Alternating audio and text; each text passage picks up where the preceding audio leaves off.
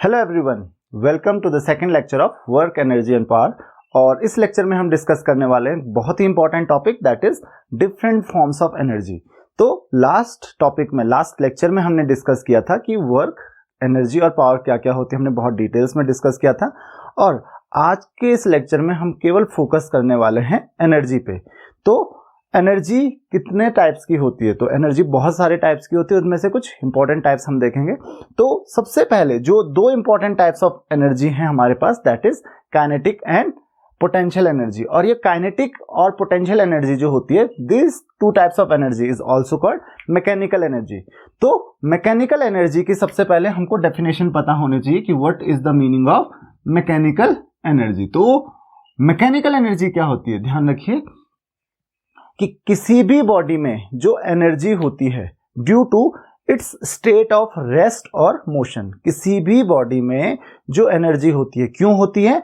Due to its state of rest और motion. किसी भी बॉडी की स्टेट से, या तो रेस्ट में होगा ऑब्वियसली, या फिर मोशन में होगा। तो उस बॉडी की रेस्ट की स्टेट की वजह से जो एनर्जी होती है उसमें स्टोर्ड, या फिर मोशन की वजह से जो एनर्जी स्टोर्ड होती है, that is known as the mechanical energy. उसी को हम क्या कहते हैं? मैकेनिकल एनर्जी कहते हैं। Now this mechanical energy are of two types. दो तरीके के हमारे पास मैकेनिकल एनर्जी है। First is kinetic energy and second is potential energy. तो एक एक करके हम इसको डिस्कस कर लेते हैं कि काइनेटिक एनर्जी क्या होती है और पोटेंशियल एनर्जी क्या होती है। तो सबसे पहले हम बात करते हैं काइनेटिक एनर्जी की। बहुत ही इंपॉर्टेंट टॉपिक है। Kinetic energy is the energy stored in a body due to its state of motion. तो मैंने आपको अभी बताया था कि किसी भी बॉडी में जो एनर्जी होती है, किसकी वजह से? Due to its state of rest या फिर मोशन। रेस्ट की वजह से या फिर मोशन के स्टेट की वजह से। तो जिस स्टेट में बॉडी है उसकी स्टेट की वजह से जो एनर्जी होती है वो हो गई मैकेनिकल एनर्जी। और कौन सी स्टेट की वजह से? मोशन की वजह से। So due to the state of motion the energy stored in the body is known as kinetic energy. तो उसको हम कहते हैं काइनेटिक एनर्जी। तो किसी भी बॉडी में जो एनर्जी स्टोर हो रखी है due to its state of motion, that is known as kinetic energy. तो आई होप कि आपको काइनेटिक एनर्जी का कॉन्सेप्ट समझ में आ गया होगा कि काइनेटिक एनर्जी क्यों होती है किसी भी बॉडी में? Due to its state of motion. अगर बॉडी मूव कर रही है तो उसके मूवमेंट की वजह से, उसके मोशन की वजह से उसमें जो एनर्जी स्टोर होती है उसको हम कहते हैं काइनेटिक एनर्जी। तो कोई भी बॉडी मूव कर रही है, मान लेते हैं कोई कार चल रही है या आप दौड़ रहे हो, तो आपके दौड़ने की वजह से आप में जो एनर्जी स्टोर होती है that is known as kinetic energy. या कार चल रही है या बस चल रही है या फिर कोई भी बर्ड फ्लाई कर रही है, तो वो मोशन में है और उसके मोशन की वजह से उस समय उसमें जो एनर्जी स्टोर है वही क्या है? काइनेटिक एनर्जी है। तो आई होप कि आपको काइनेटिक एनर्जी का कॉन्सेप्ट समझ में आ गया होगा। और अब हम एक बहुत ही इंपॉर्टेंट टॉपिक की बात करते हैं, that is work energy theorem. Potential energy की बात हम बाद में करेंगे, पहले हम वर्क एनर्जी थ्योरम की बात करेंगे कि ये वर्क एनर्जी थ्योरम कहती क्या है। तो ये वर्क एनर्जी थ्योरम क्या कहती है कि the work done on a body is equal to the change in kinetic energy of the body. तो ये क्या कहता है कि जो वर्क होता है, आप किसी भी बॉडी में कोई वर्क करते हो, किसी भी बॉडी पे जितना भी वर्क करते हो, वो वर्क किसके इक्वल होता है? That is equal to change in kinetic energy of the body. आपको याद होगा लास्ट लेक्चर में मैंने आपको एक चीज बताई थी कि वर्क और एनर्जी जो होती है दीज आर कन्वर्टेबल। मतलब आप वर्क को एनर्जी में या फिर एनर्जी को वर्क में कन्वर्ट कर सकते हो। और यहाँ पे वर्क एनर्जी थ्योरम भी यही बात करती है। ये बात करती है काइनेटिक एनर्जी के बारे में कि अगर आप किसी भी बॉडी पे कुछ वर्क करते हो, मान लेते हैं आपने डब्ल्यू वर्क किया, तो ये डब्ल्यू वर्क किसके इक्वल होगा? That is equal to change in the kinetic energy of the body. तो चलिए हम बात कर लेते हैं कि काइनेटिक एनर्जी होती क्या है और कैसे हम वर्क एनर्जी थ्योरम को प्रूव कर सकते हैं। तो जैसे कि मैंने आपको बताया था कि वर्क जितना आप करते हो वो एनर्जी में कन्वर्ट हो सकता है। तो मैंने आपको अभी बताया था कि मोशन की वजह से जो एनर्जी होती है दैट इज काइनेटिक एनर्जी। अब मोशन में है कोई बॉडी और आपको उस बॉडी को रोकना है और उसको रेस्ट में लेके आना है। तो किसी भी मूविंग बॉडी को, जो बॉडी की मोशन में है और आपको उसको रेस्ट में लेके आना है, रेस्ट में लेकर आने के लिए आपको जितना वर्क करना पड़ रहा है that work is equal to kinetic energy. ये हमेशा ध्यान रखिए कि आपको ये कॉन्सेप्ट पता होना चाहिए कि पहली चीज वर्क और एनर्जी कन्वर्टेबल होते हैं। और काइनेटिक एनर्जी कैसे हम कैलकुलेट करते हैं, देखिए जब तक बॉडी मोशन में है तब तक उसकी काइनेटिक एनर्जी को कैलकुलेट करना मुश्किल है। तो हम क्या कहते हैं कि the kinetic energy of the body is equal to the work done to bring the body in the rest. तो एक मूविंग बॉडी को रेस्ट में लेकर आने के लिए आपको जितना वर्क करना पड़ रहा है that is called kinetic energy. तो चलिए हम बात करते हैं कि काइनेटिक एनर्जी के लिए हम डेरिवेशन कैसे कर सकते हैं। तो मैं आपको बता देता हूं पहले ही काइनेटिक एनर्जी का जो फॉर्मूला होता है, के से हम डिनोट कर रहे हैं काइनेटिक एनर्जी को, that is equal to half mv²।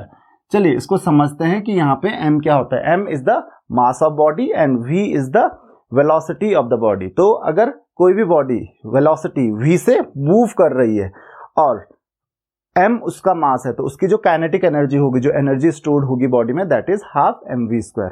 मैंने आपको अभी बताया था कि काइनेटिक एनर्जी किसके इक्वल होती है, that is equal to the work done to bring the body from the state of motion to the state of rest. तो मान लेते हैं कि इस बॉडी को आपको लेके आना है रेस्ट में from the state of motion. तो मोशन में थी बॉडी, अब आपको उसको रेस्ट में लेके आना है। तो आपको पता है work done W is equal to क्या होता है, फोर्स इंटू डिस्प्लेसमेंट। तो डिस्प्लेसमेंट को हम D से डिनोट कर लेते हैं। तो force into displacement that is equal to work done. Now अब अगर हम वर्क की बात करें, फोर्स इक्वल टू आपको पता है F इक्वल टू होता है हमारे पास m इंटू ए, मास इंटू एक्सेलरेशन, ये आप ऑलरेडी जानते हो। नाउ अब हम एक काम करते हैं, जो एक्सेलरेशन होता है इसके लिए हम फॉर्मूला लगाते हैं। तो आपको पता ही होगा that is v² minus u² equal to 2as। तो v² minus u² equal to 2as, ये आपने लास्ट ईयर पढ़ा है। That is the one of the Newton's equation of motion. तो न्यूटन्स इक्वेशन ऑफ मोशन में से एक इक्वेशन यही थी, v² minus u² equal to 2as, जहां पे s क्या होता है आपका डिस्प्लेसमेंट होता है। तो यहाँ पे चाहो तो आप d की जगह डिस्प्लेसमेंट की जगह s लिख लो ताकि आपको कंफ्यूजन ना हो। तो हम क्या कर सकते हैं, यहाँ पे v होती है उसकी फाइनल वेलोसिटी, तो यहाँ पे फाइनल वेलोसिटी क्या है इसकी 0, माइनस u क्या है that is v² equal to, u की जगह पे यहाँ पे v है, ध्यान रखिए यहाँ पे वेलोसिटी हमने क्या एज्यूम की है v, जो कि इनिशियल थी, और that is equal to 2as। यहाँ पे माइनस इसलिए आ रहा है that is v² equal to, क्योंकि एक्सेलरेशन नेगेटिव है तो आप चाहो तो नेगेटिव एक्सेलरेशन ले सकते हो यहाँ पे। तो v² इक्वल टू क्या हो जाएगा माइनस 2as। तो जो एक्सेलरेशन है यहाँ पे क्योंकि नेगेटिव है तो आप यहाँ पे नेगेटिव साइन लगा सकते हो ताकि आप इसको कैंसिल कर पाओ।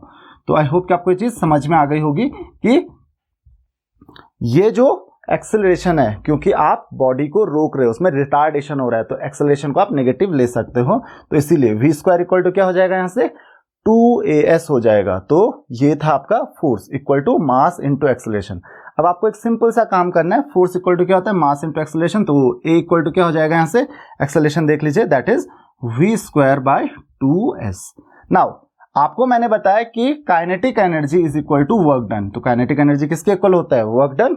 तो kinetic energy equal to force, force कितना है हमारे पास mass into acceleration into s कितना है हमारे पास दैट इज डिस्प्लेसमेंट, इसको s से ही डिनोट करते हैं। तो kinetic energy equal to m into a की वैल्यू हमने अभी कैलकुलेट की थी v² by 2s and into s। तो s से s कैंसिल, तो यहाँ से k इक्वल टू आपको फॉर्मूला मिल गया that is equal to half mv²। तो सबसे पहले ये तो डेरिवेशन था for formula of kinetic energy k equal to half mv²। तो ये तो हमको मिल गई काइनेटिक एनर्जी कितनी होती है। अब हम बात करते हैं वर्क एनर्जी थ्योरम की। तो जैसे कि मैंने बोला कि आप किसी भी बॉडी में कुछ वर्क करते हो, इसको भूल जाइए। अब ये हमारे पास काइनेटिक एनर्जी का फॉर्मूला हो गया that is equal to half mv²। तो मैंने क्या कहा कि आप किसी भी बॉडी में कोई वर्क करते हो, आप किसी भी बॉडी में कोई वर्क करते हो, उससे क्या होगा आपको फोर्स अप्लाई करना पड़ेगा। Work equal to force into displacement, ये आपको ऑलरेडी पता है। तो फोर्स अप्लाई करना पड़ेगा और फोर्स इक्वल टू क्या होता है m इंटू ए, ये भी आप लोगों को ऑलरेडी पता है। यहाँ पे एक्सेलरेशन नेगेटिव नहीं होगा, इसमें अभी एक्सेलरेशन नेगेटिव इसलिए था क्योंकि हम बॉडी को स्टॉप कर रहे थे, बॉडी को रोक रहे थे। लेकिन अगर हम बात करें किसकी, हम बात करें अगर वर्क करने की, बॉडी पे अगर हम वर्क कर रहे हैं तो यहाँ पे एक्सेलरेशन हम पॉजिटिव लेंगे। तो वर्क करेंगे तो उससे फोर्स लगेगा, फोर्स लगेगा तो एक्सेलरेशन पॉजिटिव होगा, नेगेटिव नहीं होगा। तो यहाँ पे हम एक्सेलरेशन को पॉजिटिव लेंगे। तो ये क्या कहता है, वर्क एनर्जी थ्योरम क्या कहती है कि जो आप वर्क करते हो बॉडी पे that is equal to increase in kinetic energy of the body. तो चलिए स्टार्ट करते हैं कि हम इसको कैसे प्रूव कर सकते हैं, that is work energy theorem. तो अगेन मान लेते हैं कि u इक्वल टू मान लेते हैं क्या, initial velocity of the body. u क्या है, इनिशियल वेलोसिटी ऑफ बॉडी, और v जो है, v क्या है, final velocity of the body. तो फाइनल वेलोसिटी बॉडी की जो है वही है, इनिशियल वेलोसिटी u है। तो वर्क डन जो होगा, मैं बाकी चीजों को डिनोट नहीं कर रहा हूं, वर्क इक्वल टू आपको पता है that is equal to force into displacement. ये आपको ऑलरेडी पता है वर्क कितना होता है, that is equal to force into displacement. Now अब हम सेम काम करेंगे, क्योंकि k जो होगा, k इनिशियल, ki मतलब initial kinetic energy, that is equal to, आपको फॉर्मूला ऑलरेडी पता है, half into mass into velocity का स्क्वायर। इनिशियल वेलोसिटी हमारे पास थी u, तो half into m into u का स्क्वायर हो जाएगा। नाउ kf क्या हो जाएगा, kf इक्वल टू क्या हो जाएगा, half m v square. Final velocity v थी तो half m v square final kinetic energy हो जाएगी।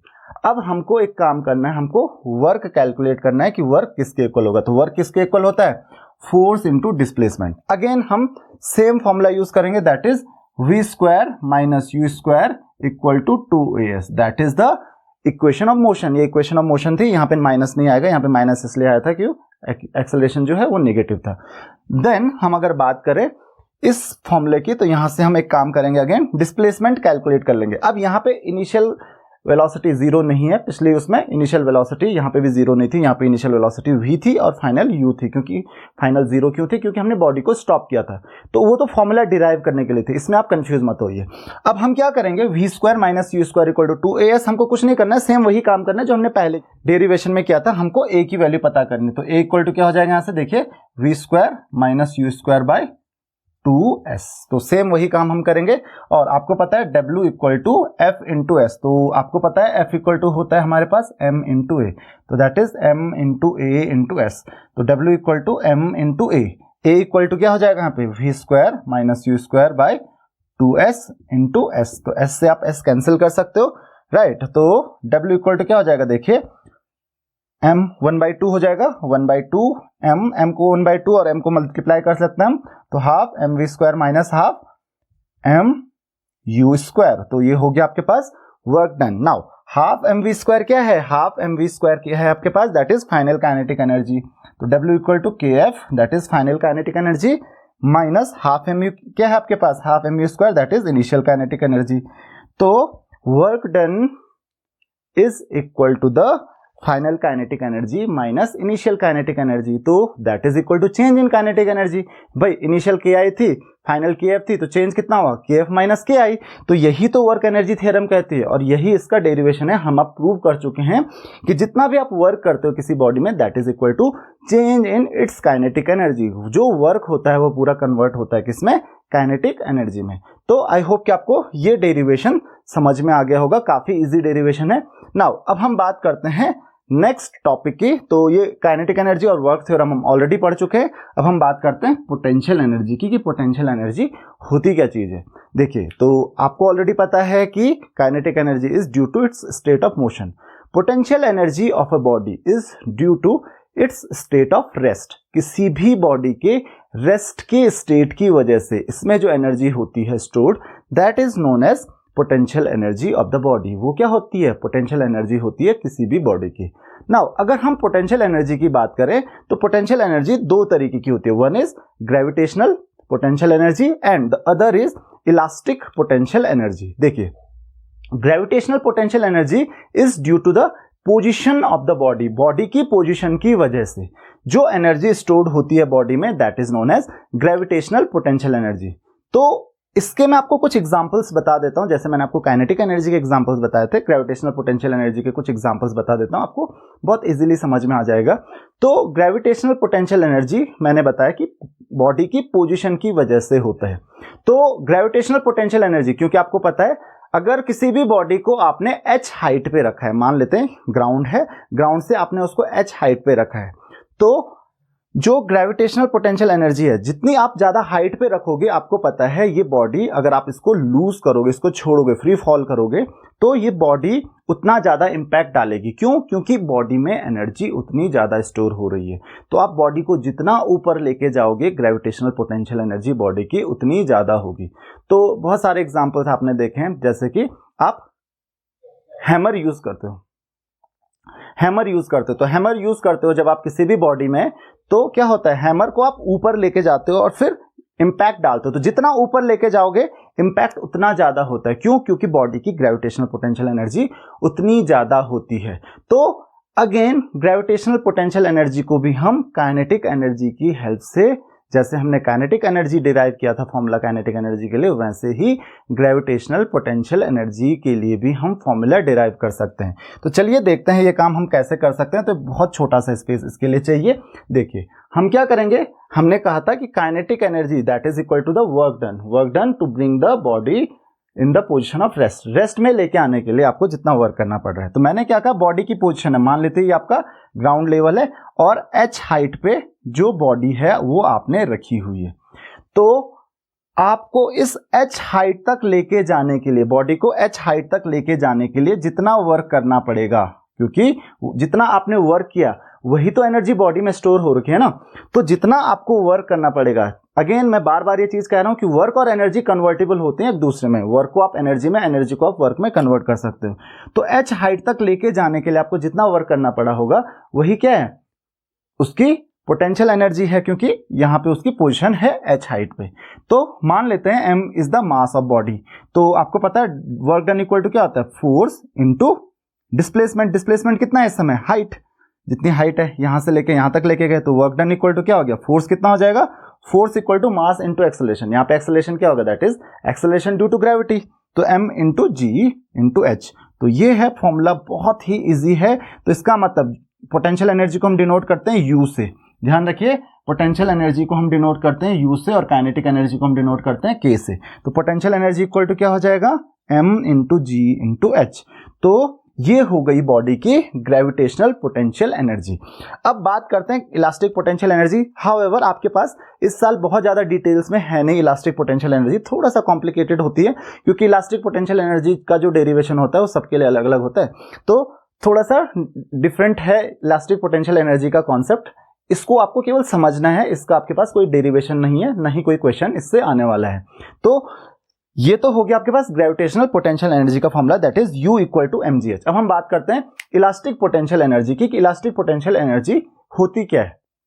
तो मान लेते हैं कोई बॉडी है और उस बॉडी का आपने शेप चेंज किया, यानी कि उसको डिफॉर्म किया है, उसका शेप चेंज किया है, तो उसके शेप में चेंज होने की वजह से उसमें जो एनर्जी स्टोर होती है, that energy is known as elastic potential energy. तो उसके डिफॉर्म होने की वजह से जो एनर्जी उसमें स्टोर होती है, that is known as elastic potential energy. तो कुछ एग्जांपल्स मैं आपको दे देता हूं। फॉर एग्जांपल आपने एक स्प्रिंग देखी होगी, तो आप स्प्रिंग को क्या करते हो, स्ट्रेच करते हो। तो क्या किया आपने, इसका शेप चेंज किया, इसको डिफॉर्म किया, उसकी वजह से ऑब्वियसली इसमें एनर्जी स्टोर होगी। हाँ, तो यही एनर्जी जो स्टोर हुई है, यही एनर्जी है आपकी इलास्टिक पोटेंशियल एनर्जी। तो आई होप कि आपको ये चीज समझ में आ गई होगी। उसी तरीके से जरूरी नहीं कि आप स्ट्रेच करो, कंप्रेस भी करोगे, तो कंप्रेस होने की वजह से उसका शेप चेंज हुआ, उसकी वजह से उसमें जो एनर्जी स्टोर, एकदम छोड़ोगे तो वो पुश करेगी, तो उसमें जो एनर्जी स्टोर हो रखी है that is elastic potential energy. उसी तरीके से एक और एग्जांपल दे देता हूं आपको, जैसे एरो होता है, तो जब आप एरो छोड़ते हो तो एरो में क्या करते हो आप, जो स्ट्रिंग होती है उसकी स्ट्रिंग को क्या करते हो, डिफॉर्म करते हो, उसको खींचते हो।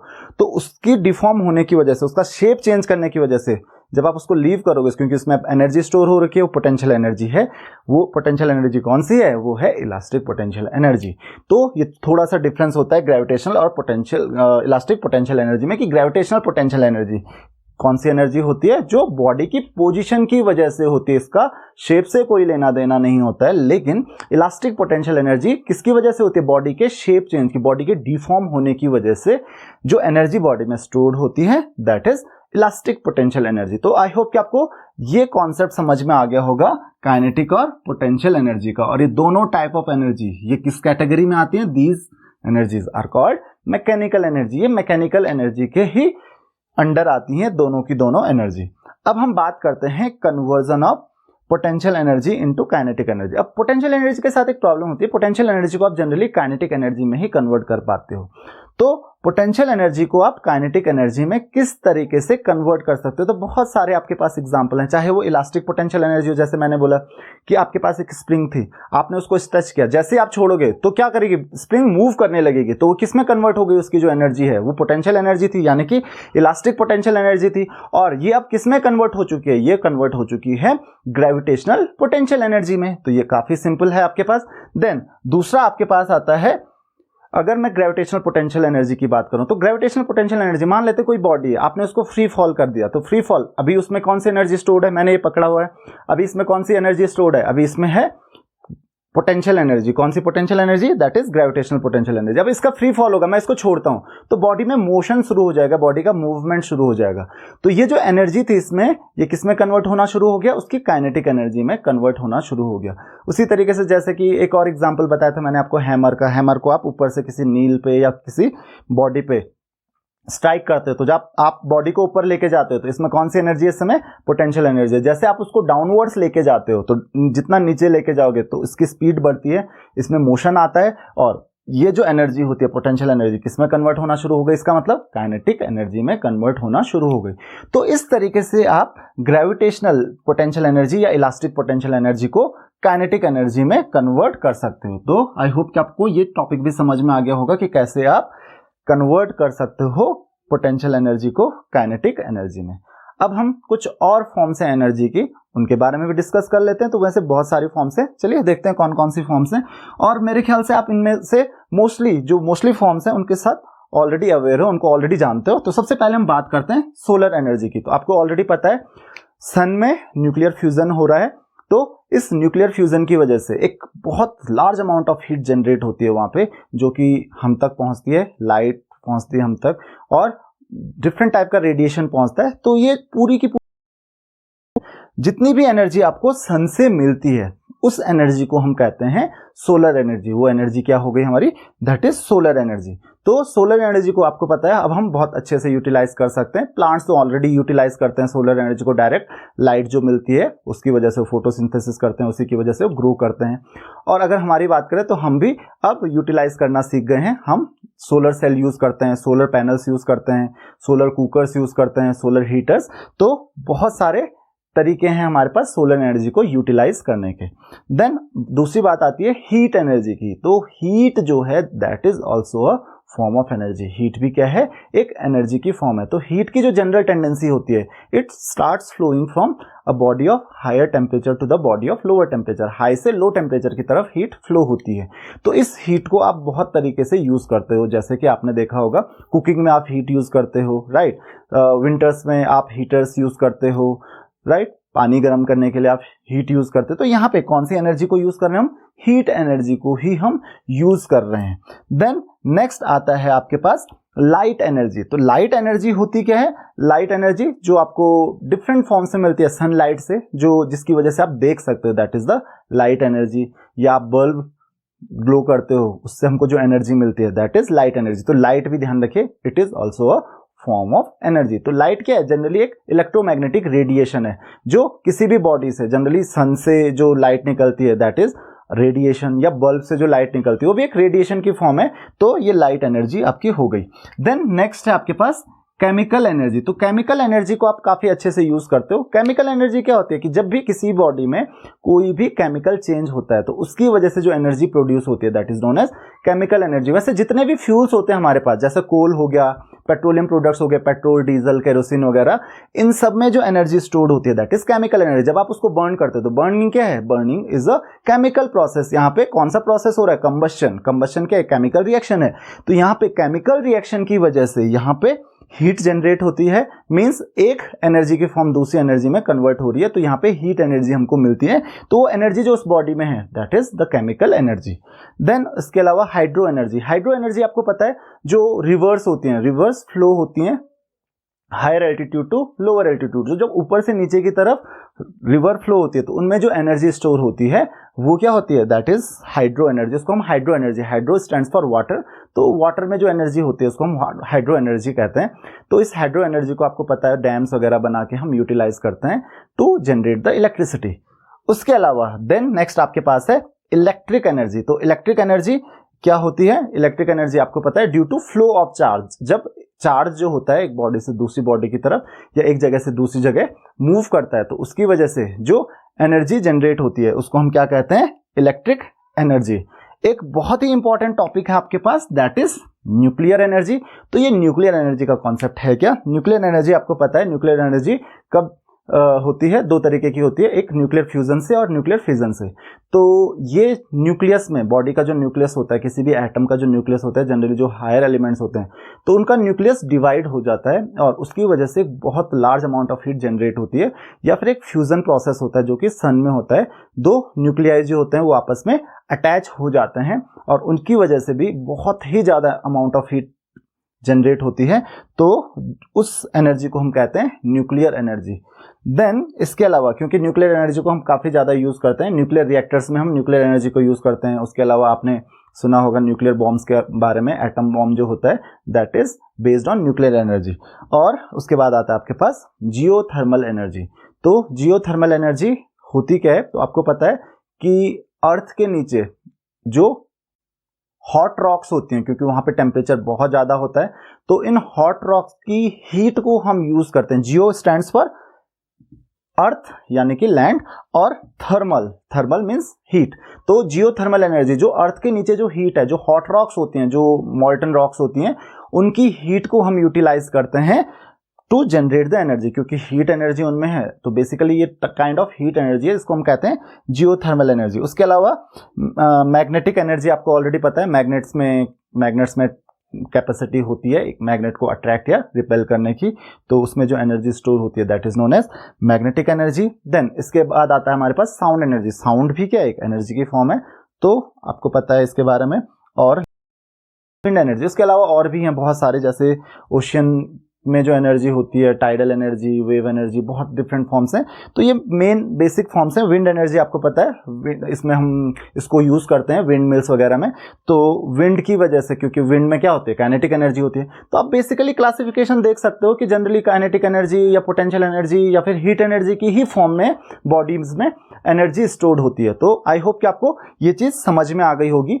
अब हम कन्वर्जन कैसे करते हैं एनर्जी की एक फॉर्म का एनर्जी की दूसरी फॉर्म में। तो वैसे तो आप बहुत तरीके से कर सकते हो, जैसे आप सोलर एनर्जी को इलेक्ट्रिकल एनर्जी में कन्वर्ट कर सकते हो बाय यूजिंग सोलर सेल या सोलर पैनल हम यूज करते हैं सोलर एनर्जी को इलेक्ट्रिकल एनर्जी में। या फिर सोलर एनर्जी को हम हीट एनर्जी में भी कन्वर्ट कर सकते हैं बाय यूजिंग सोलर हीटर्स। उसके अलावा अगर मैं हीट एनर्जी की बात करूं तो हीट एनर्जी को हम सब में कन्वर्ट कर लेते हैं। हीट एनर्जी को हम इलेक्ट्रिकल एनर्जी में कन्वर्ट कर सकते हैं। जो आपके पावर प्लांट्स होते हैं, थर्मल पावर प्लांट्स होते हैं, वहां पे हम करते क्या है, बेसिकली कोल बर्न करते हैं या फिर कोई पेट्रोलियम प्रोडक्ट बर्न करते हैं, उसकी वजह से टरबाइन घूमती है आपकी, वो काइनेटिक एनर्जी में कन्वर्ट करता है और उसकी ही वजह से आपकी इलेक्ट्रिसिटी जनरेट हो पाती है। तो हीट एनर्जी को हम इलेक्ट्रिकल एनर्जी में कन्वर्ट कर सकते हैं। देन उसके अलावा लाइट एनर्जी की अगर बात करें तो लाइट एनर्जी को हम डिफरेंट फॉर्म में यूज कर सकते हैं, जैसे कि आप यूज करते हो उसको इलेक्ट्रिकल एनर्जी में कन्वर्ट करने के लिए। तो जो आपके फोटो इलेक्ट्रिक सेल्स होते हैं वो लाइट एनर्जी को कन्वर्ट कर सकते हैं इलेक्ट्रिकल एनर्जी में। इसके बाद आता है आपका केमिकल एनर्जी। तो फ्यूल्स में जो एनर्जी होती है वो बेसिकली केमिकल एनर्जी होती है। तो केमिकल एनर्जी को आप हीट एनर्जी में कन्वर्ट करोगे, बर्न करोगे तो उसको किस में कन्वर्ट हो जाएगा कन्वर्ट हीट एनर्जी में। उसके अलावा हाइड्रो एनर्जी, इसके अलावा और भी मैंने आपको बताया था कि हीट एनर्जी में उस हीट को आप यूज करते हो वाटर को बॉईल करने में, फिर उसकी हेल्प से आप टरबाइन चलाते हो और उसकी वजह से क्या आपकी जो पावर प्लांट्स होते हैं वो चलते हैं, मींस वहां पे इलेक्ट्रिसिटी जनरेट होती है। तो इलेक्ट्रिकल एनर्जी में भी आप केमिकल एनर्जी को कन्वर्ट कर सकते हो। हाइड्रो एनर्जी का तो बहुत ज्यादा यूज होता है, आप इसके बारे में ऑलरेडी जानते हो, डैम्स बनाते हैं हम और डैम्स से हम क्या करते हैं, जो काइनेटिक एनर्जी होती है वाटर की उसको कन्वर्ट करते हैं किसमें, इलेक्ट्रिकल एनर्जी में। देन इलेक्ट्रिक एनर्जी का तो आपको पता है सबसे ज़्यादा यूजेस होते हैं। इलेक्ट्रिकल एनर्जी को आप लाइट में कन्वर्ट करते हो बल्ब की हेल्प से। देन हीटर्स यूज़ करते हो आप, तो वहाँ पे हम क्या कर रहे हैं, उसको हीट एनर्जी में कन्वर्ट कर रहे हैं। देन फैंस वगैरह आप यूज़ करते हो, फैन में हम क्या कर रहे हैं, फैन क्या करता है, मूव करता है, तो मैकेनिकल एनर्जी, यहाँ पे काइनेटिक एनर्जी है तो काइंड ऑफ मैकेनिकल एनर्जी है, क्योंकि काइनेटिक और पोटेंशियल दोनों मैकेनिकल एनर्जीज होती हैं। तो मैकेनिकल एनर्जी में भी कन्वर्ट कर सकते हो, लाइट में कन्वर्ट कर सकते हो, हीट एनर्जी में कन्वर्ट कर सकते हो।